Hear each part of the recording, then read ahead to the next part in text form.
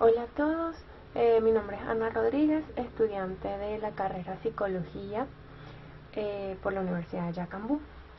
Para dar continuidad a la materia Introducción a Psicoterapia, hoy les voy a hablar sobre los enfoques psicoterapéuticos, en este caso el psicoanálisis de Freud y la terapia analítica de Carl Gustav Jung. Carl Gustav Jung nace en Suiza en 1875. Él hizo grandes aportes como médico a la psiquiatría. Sin embargo, uno de sus aportes principales fueron a la psicoterapia. Él decía que el ser necesita de un proceso de individuación. Quiere decir que es un proceso de autorrealización, por así decirlo, y que el ser se transforma, pero para poderse transformar, él necesita conocer esas máscaras sociales que se llaman sombras, las máscaras que imponemos en nuestra sociedad y que están de forma inconsciente. Y a su vez, también debe conocer lo que son sus cualidades del sexo opuesto, en este caso lo que él llamó ánima para el hombre y ánimos en el caso de la mujer. Así pues, antes de indagar en lo que es la terapia analítica, hay que reconocer ciertos términos que aportó Carl Gustav Jung. Carl Gustav Jung nos habla de que la psique tiene una estructura y ella se compone de un inconsciente personal y un inconsciente colectivo. El inconsciente personal son todos aquellos impulsos y deseos inaceptables, lo que se encuentra reprimido en el ser.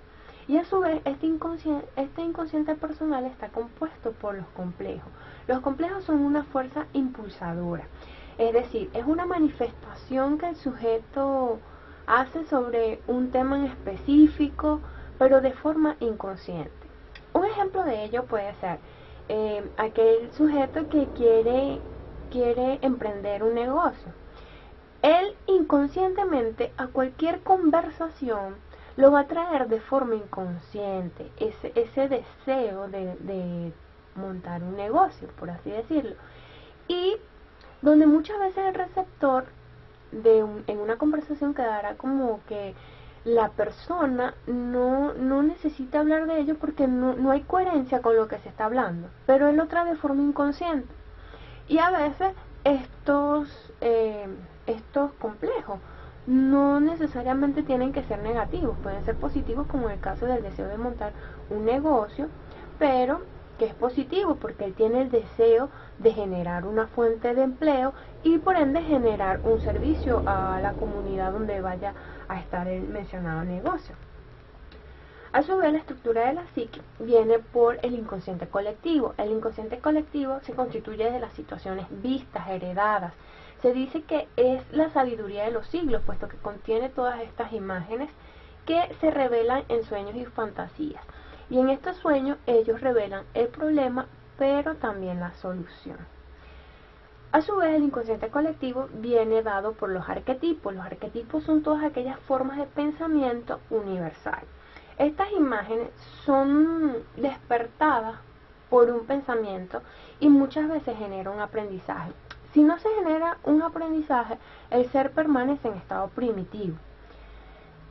A su vez, estos arquetipos están compuestos por una simbología. La simbología no es más que la expresión del arquetipo, pero estos símbolos pueden ser verbales y son generalmente universales, por así decirlo. Por ejemplo, el ritual de un matrimonio en todas las culturas se da esto como un ritual. Esos constituyen unos símbolos. Y también el nacimiento de un hijo. Pero muchas veces el símbolo lleva inmerso una comunicación que el ser no puede decir de forma verbal. Por ende, existen símbolos no verbales que contienen un material emocional fuerte. Por ejemplo, cuando una pareja se pelea, el hombre le lleva flores a su esposa, pero ¿qué contiene allí? Está pidiendo perdón, pero no lo puede decir, no lo expresa de forma no verbal, a través de un símbolo. Y los símbolos le dan al sujeto una forma de de enfrentarse a los problemas y hacer una vida más llevadera y con eficacia, y mejora nuestra condición humana. Por ende, los símbolos tocan nuestras tendencias centrales y profundas, que son conocidas como las experiencias numinosas de todo ese poder espiritual, pero lo importante de ellas es que se deben mantener, porque si se pierden, el ser manifiesta tensión, desasosiego, depresión, ya que no consigue un apoyo y se siente sin identidad, porque los símbolos le dan al sujeto una manera de respuesta a ciertas situaciones de la condición humana. Entonces, una de las principales técnicas en terapia para trabajar con los símbolos es la interpretación de los sueños. También Carl Gustav Jung habla de las funciones. Las funciones es cómo se procesa la información. Estos son a través del pensamiento, sentimiento, intuición, sensación. Pensamiento y sentimiento son opuestos polares, pero están en forma simultánea en el individuo. Es decir, que si una actividad mental dominante es el pensamiento, el sujeto tiende al sentimiento y viceversa. En el caso de la sensación e intuición son antagónicas, sin embargo se encuentran de forma permanente en el individuo. Y si el individuo adquiere una tendencia predominante de extroversión, la introversión va a operar inconscientemente y va a generar problemas en su integridad en cuanto a lo que son las cualidades del sexo opuesto, como es el caso del ánima y del ánimos. La tarea del terapeuta es poder integrar ese uso de esos aspectos que no se manifiestan en el individuo para hacer al ser de una forma más activa, y se ayuda a través de la exploración del inconsciente colectivo. Carl Gustav Jung, también hablaba de lo que son las actitudes. Las actitudes son todas esas estructuras psíquicas que están presentes en todo lo que rodea al individuo. Generalmente Carl Gustav Jung alude que estas actitudes son heredadas, y por ende tenemos lo que son la introversión y la extroversión. La introversión es cuando el sujeto se centra hacia sí mismo, mientras que la extroversión, el sujeto le da un principal rol a lo que está fuera de él, que está fuera del objeto, y por ende siente una tendencia constante de interactuar en todo lo que le rodea. Por ende, las polaridades son un obstáculo. ¿Qué quiso decir Jung con esto? Que aquello, por el simple hecho de que se nace con estas actitudes, no se puede llevar de forma arbitraria a una actitud distinta con la que se nace.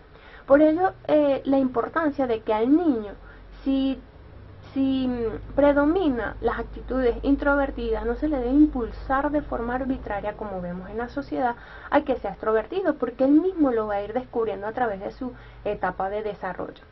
Y el porqué de no llevar estas polaridades es porque van a generar trastornos psicológicos graves a largo plazo. Jung, al hablar del proceso de individuación, dice que hay que conocer lo que son las cualidades del sexo opuesto. En el caso del hombre, él la llamó ánimo, y viene influenciado por sus primeras relaciones con las primeras mujeres que se encuentran en su entorno. Esa es la activación del arquetipo femenino. Pero este arquetipo tiene unas fuentes también. En una primera parte es la herencia femenina, por eso tendemos a ver hombres más afeminados que otros. Una segunda fuente son las experiencias reales con muchachas y mujeres, donde a este punto su primera fuente de afecto va a ser su madre. Y el tercero es los depósitos del inconsciente colectivo, que son todas aquellas imágenes que vienen dadas por los hombres generalmente. Y el ánima también posee una serie de desarrollos, es decir, la etapa de primer desarrollo es la sensualidad, donde se ve a la mujer con ese aspecto sexual prominente. La segunda, la etapa de la mujer romántica. Acá Jung le hizo se asemejó a lo que fue Helena de Troya, esa mujer cariñosa, capaz de amar y con el aspecto sexual prominente también. En la tercera etapa es la imagen de la Virgen, esa mujer cariñosa, consentidora. Y la cuarta etapa es la guía espiritual, la fuente de estabilidad. De allí que la importancia que en los matrimonios son exitosos si se pasa por cada una de estas etapas.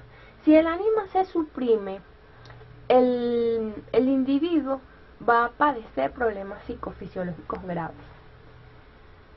En la mujer, estas cualidades del sexo opuesto se llaman ánimos y son los rasgos que complementan al ego y la persona, lo que le van a dar una racionalidad a la realidad. Y el ánimo quedará influenciado depende de cómo sean sus primeras experiencias con los hombres. Las etapas de desarrollo también pasan por lo que es el hombre poderoso, que le da a la sexualidad un aspecto. El ánimos en las mujeres pasa igual por las etapas. En el caso también tenemos el hombre romántico, es aquel hombre que tiene poder sobre las emociones. Y tenemos el hombre de acción autoritario, que tiene poder solo si la mujer se lo permite. Y por último, el anciano sabio es la persona de apoyo, de inspiración para la mujer. El equilibrio entre el ánimos con la persona y el ánima con la persona se denomina androginia. ¿Cómo es la etapa de psicoterapia analítica? Bueno, esta pasa a su vez por unas fases, que son la confusión. La confusión, aquí está el punto, darse cuenta de la sombra. La sombra es un complejo y hay que tomar conciencia de ella. ¿Para qué? Para que todo ese material reprimido, que es lo que causa la culpa, se pueda traer a la conciencia y se acepte a la sombra. Ese es uno de los primeros puntos para lograr la individuación. La otra etapa es la explicación, es hacer consciente la transferencia del terapeuta. La transferencia es la forma como el paciente ve al terapeuta. Y a través de la explicación es llevarla a la conciencia, las fantasías que se encuentran en ese inconsciente y se da a través de la interpretación de los sueños. La otra etapa es la educación, es el entrenamiento ¿de quién? Del paciente. Porque Carl Gustav Jung atribuye de que en la terapia analítica, a diferencia del psicoanálisis, el paciente debe tomar el proceso terapéutico. El terapeuta va a ser un guía, pero el paciente tiende a tener una autoeducación y se viene a convertir en un sujeto social activo, con un rol participativo donde él es el protagonista. ¿Para qué? Para lograr la liberación de esa dependencia con el terapeuta.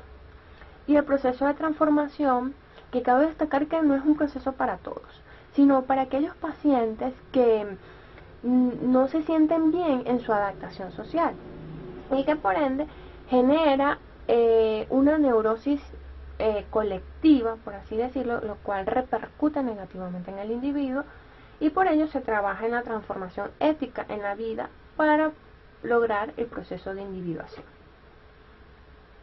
Entre también los aportes terapéuticos de la terapia de la psicología analítica, tenemos que la salud mental es ese bienestar entre el inconsciente y consciente, así lo decía Carl Gustav Jung. Y para lograr ese funcionamiento adecuado hay que comprender la terapia de forma individual, es decir, a cada paciente no se le puede abordar de una misma manera, sino que el terapeuta debe darse cuenta del trastorno con el que venga el paciente y brindarle una terapia individual. Pero esta terapia repercute en lograr sacar esa sombra, en la interpretación de los sueños, que es la que va a lograr la autocuración del individuo. También Carl Gustav Jung, a diferencia de Freud, porque estuvieron inmersos en lo que es la psicodinámica, y Carl Gustav Jung dice que le aporta un concepto pero positivo a la neurosis. ¿Por qué? Porque el ser va a ver que tiene un trastorno, una enfermedad, y él va a buscar los medios para curarse. Pero en este proceso de curación, el paciente se da cuenta de que tiene una enfermedad, pero surge un aprendizaje en él, porque él se está dando cuenta. Y Carl Gustav Jung difiere de lo que dice Freud en cuanto a la neurosis, porque la neurosis para Sigmund Freud es que viene de un proceso remoto en el individuo, generalmente que quedó en las etapas de desarrollo psicosexual y que fueron reprimidas. Pero Carl Gustav Jung dice que una neurosis puede aparecer en una segunda etapa del individuo cuando ya es adulto, y por ende surgen otras neurosis, porque no todo queda en el desarrollo psicosexual del individuo, sino que a través de su entorno, del envolvimiento con el entorno, pueden aparecer nuevas neurosis. Entonces también Carl Gustav Jung habla de las etapas de la individuación, donde el fin es que la psique evolucione y que adquiera conciencia, pero de forma natural. ¿A través de qué? Del análisis e interpretación de los sueños. Y que la individuación no es más que una maduración. Es lo que en enfoques humanistas se dice autorrealización, pero es una maduración del individuo. ¿Por qué? Porque le brinda la libertad de todas esas sombras, de ese ese animus en la mujer, y que diferencia los complejos, puede diferenciar los complejos y trabajar sobre ellos. Y esto se da a través de la interpretación de los sueños. Por ello, Carl Gustav Jung en sus aportes, uno de los fines de lograr la individuación es la disolución de los complejos. Para ello, el individuo tiene que tener unas actitudes, desde ignorarlo, enfrentarlo, proyectarlo, pero lo principal no es ignorarlo. ¿Por qué? Porque esto tiende a la proyección y a identificarse, a mantenerlo allí reprimido. Por ello lo principal es enfrentarlo, hacerlo consciente. Entonces, consiste en que se concilien los opuestos y así desconectar el individuo de caer en alguno de los polos opuestos que vimos en las actitudes, introversión, extroversión. Por ello, la terapia es lograr la liberación del individuo y aceptar y responder al mundo como es, sin caer en extremos. Ahora bien, ¿cómo se logra esa disolución de los complejos? Vivenciando la situación, traer toda esa carga afectiva, emocional a la terapia, y desde lo que inició hasta el final. Carl Gustav Jung también en sus aportes terapéuticos de la psicología analítica nos habla de la importancia que es la interpretación de los sueños. Los sueños es ese campo inconsciente que tiene todo el material psicológico profundo del ser, y que ellos no esconden nada, o sea, allí está latente. Por ello, lo que es incomprensible por entenderlo debido a la incapacidad como ser humano. Ellos tienen dos perspectivas, un enfoque finalista, que es ir a terapia, y la terapia analítica se basa en indagar el porqué de ese sueño, y el enfoque principio compensador, que es el sueño, es una compensación de las situaciones conscientes que está viviendo el individuo en el momento determinado en que sueña.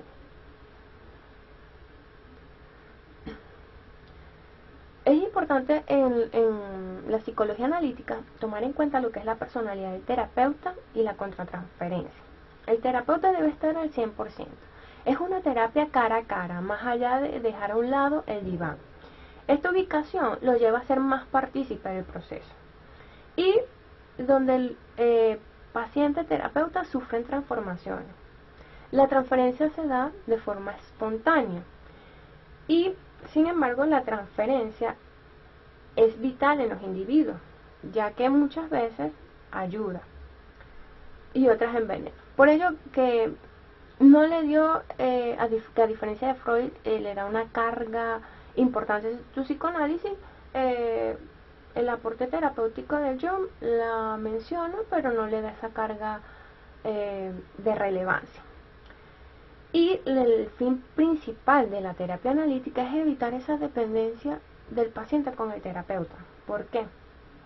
Porque se manifiesta en que la terapia se da pocas horas semanales, es decir, una sesión semanal. El paciente va a caminar con guía del terapeuta, pero él va a descubrir el sentido de sus sueños. Y Jung propone la interrupción del proceso terapéutico cada cierto tiempo. ¿Por qué? Porque allí logra la liberación del paciente. El paciente, con las herramientas que se le dan en terapia, él mismo puede aprenderlas, y a partir de otro proceso emocional puede utilizarlas sin necesidad de asistir a terapia. Por ende, es una terapia más económica que el psicoanálisis, porque por la duración de la misma.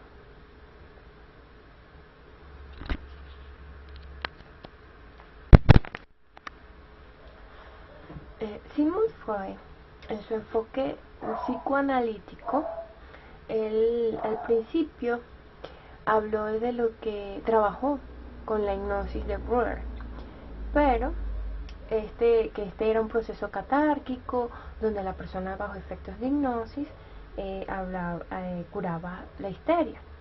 Sin embargo, Freud se dio cuenta que este proceso no era del todo curador, porque la persona tendía a recaer nuevamente en la histeria. Y por ello, Sigmund Freud crea lo que es el enfoque psicoanalítico, creó métodos psicoanalíticos de asociación libre, análisis de los sueños, la resistencia a triunfar y resolución del fenómeno de transferencia. Este método psicoanalítico de asociación libre se basó en que el paciente en terapia dice cualquier palabra mientras habla de sus síntomas. Y es allí donde Freud descubrió la función de la represión, esa fuente oculta que es lo que me genera la ansiedad y me genera un conflicto, y que esos conflictos son los que somatizan y generan los síntomas. Por ello, la importancia de descubrir la represión y la importancia de los sueños para vencer la resistencia.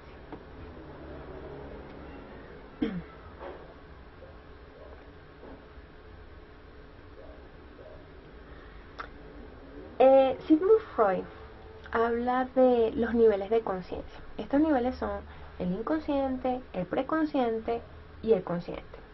El inconsciente es todo el depósito del pasado, todos los traumas. Generalmente es inaccesible, es el material reprimido que se encuentra en proceso de descubrimiento. El preconsciente es ese estado latente, que surge de forma espontánea, es el filtro entre el inconsciente y el consciente.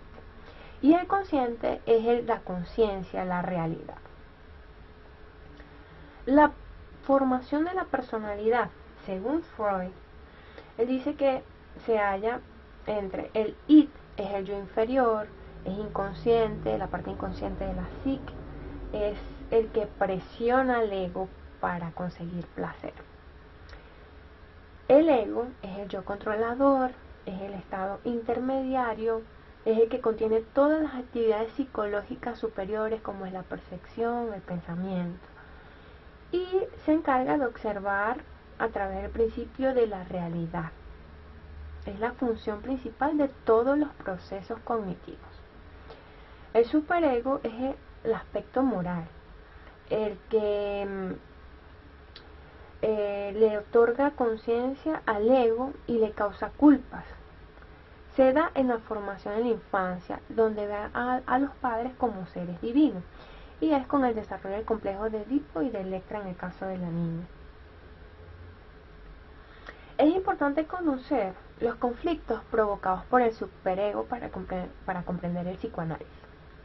Freud habla que la realidad solo es aceptada por necesidad, y siempre hay conflicto entre el principio del placer y la realidad. Esto es porque el ser siempre tiende a evitar el dolor y a generar placer. Entonces, ¿cómo se da este conflicto provocado por el superego? En un principio, la conciencia, el ideal del ego. Le agregan personalidad y dimensiones que generan conflictos, donde el ego, aparte de luchar contra el id, debe luchar con el superego, con las normas del superego y respetarlas. ¿Por qué? Porque allí surgen los límites y medios para satisfacer necesidades. Pero el superego se encarga de bloquear al ego. ¿A través de qué? Sentimientos de culpa. Por ejemplo, no hagas aquello porque ¿qué va a pensar la sociedad? Eso hace el superego.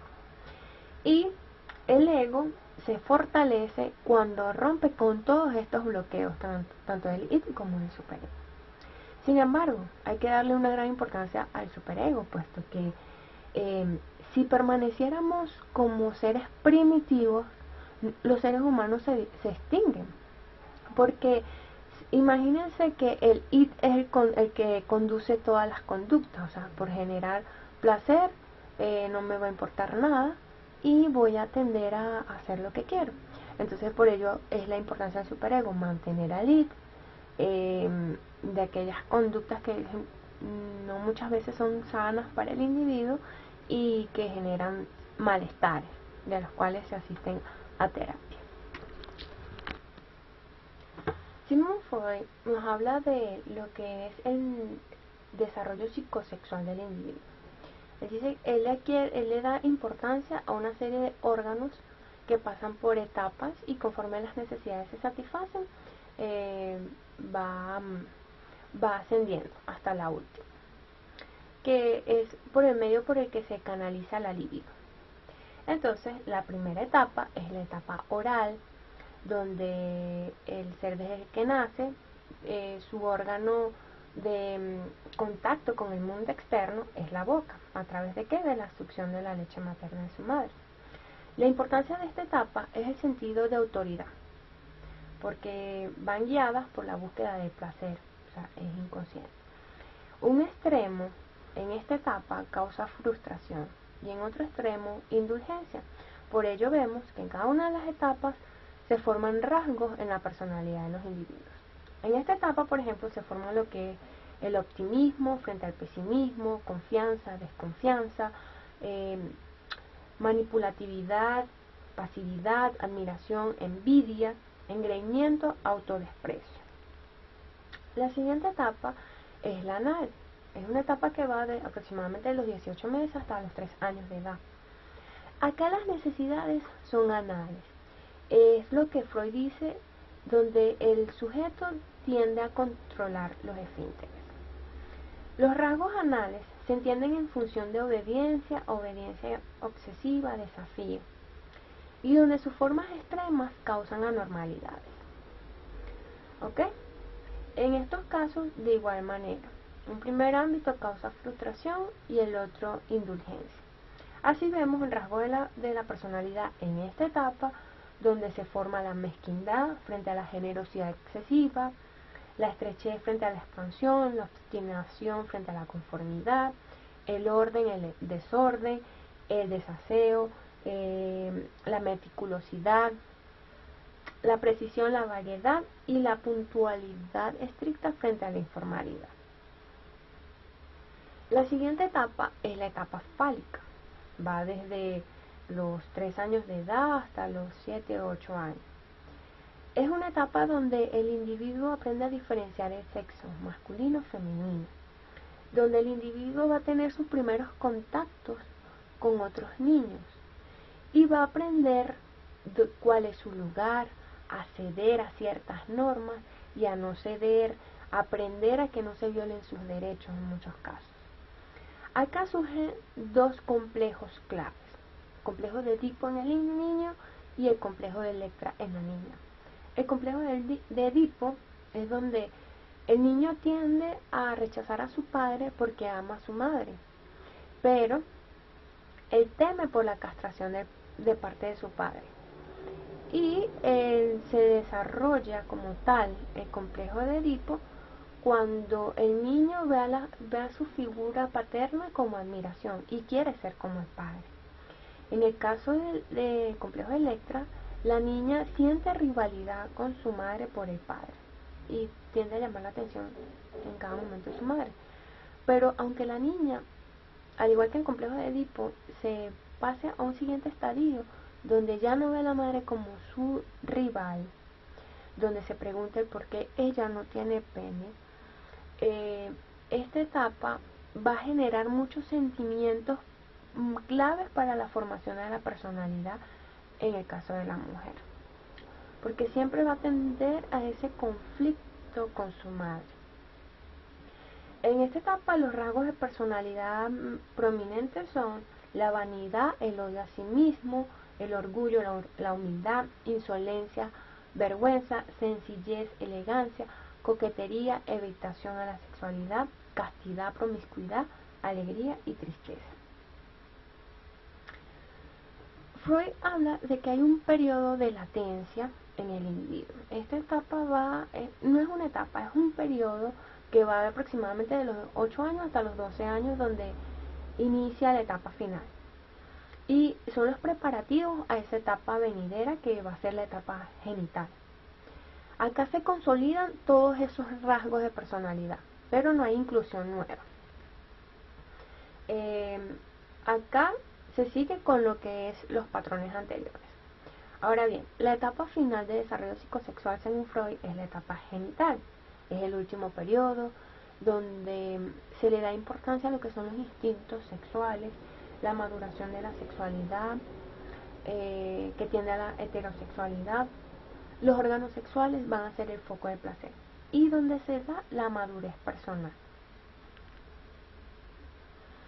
Freud también habla que el ser humano tiende a tener unos medios inconscientes para afrontar situaciones y no son heredados. Tal es el caso de los mecanismos de defensa. En los mecanismos de defensa podemos hablar de lo que es la represión.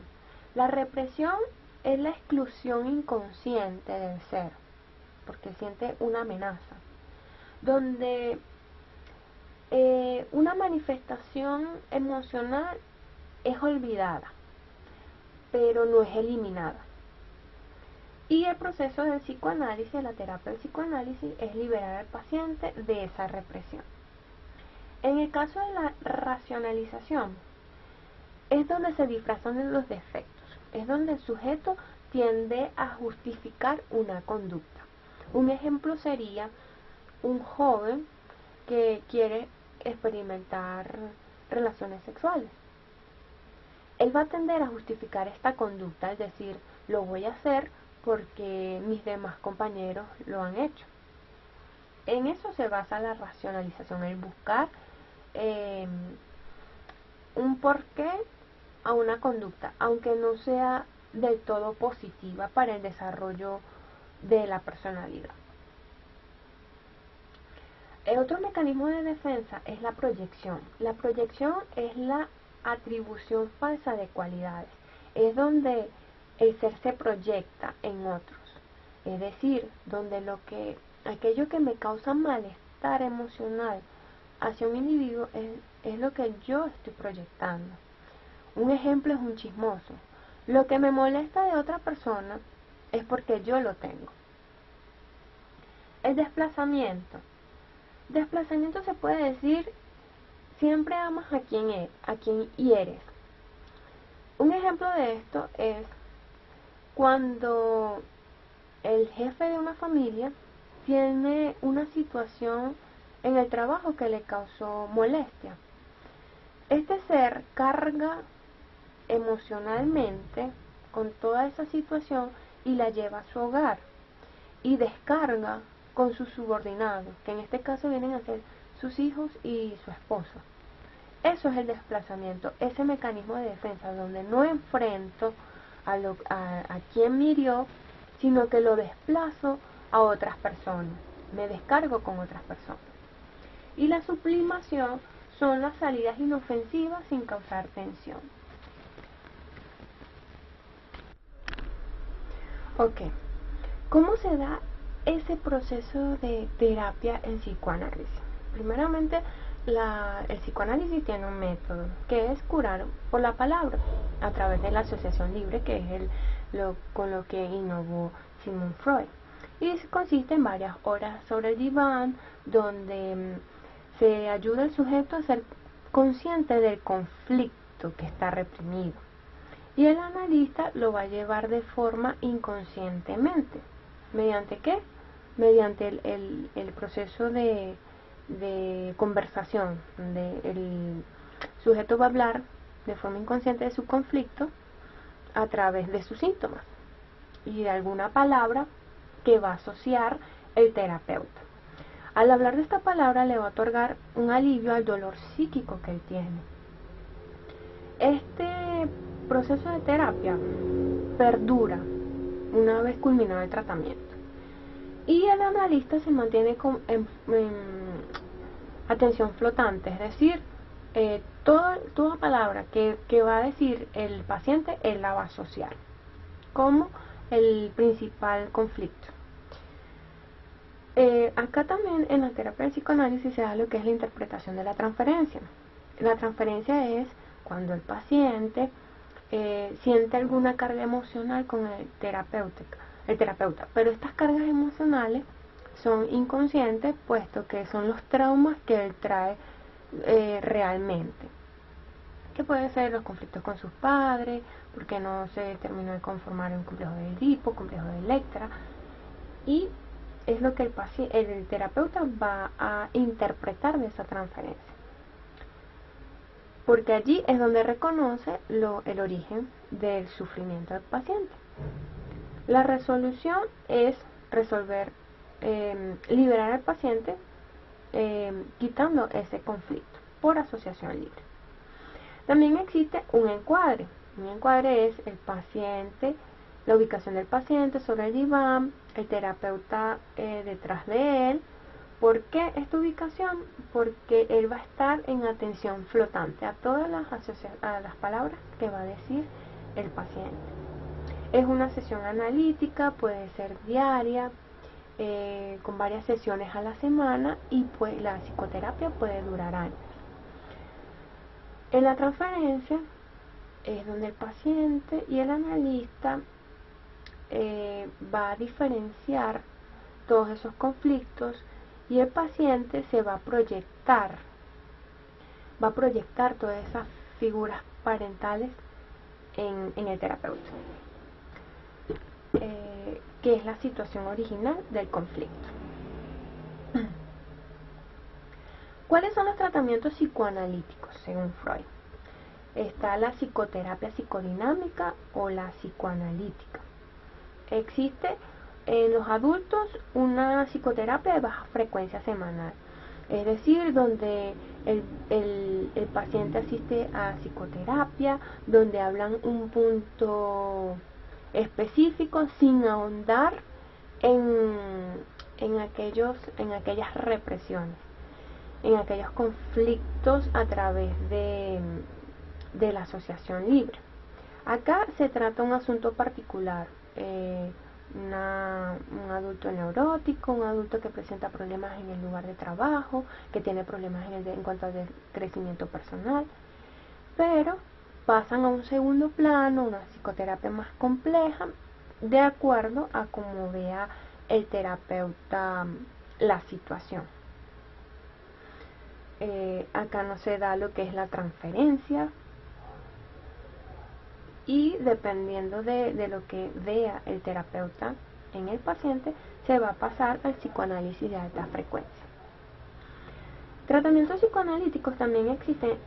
Se da la psicoterapia en los niños, y es de gran relevancia, puesto que, como veíamos hace rato, en las etapas psicosexuales que determinó Freud, siempre llevan rasgos de personalidades que van a quedar en el inconsciente.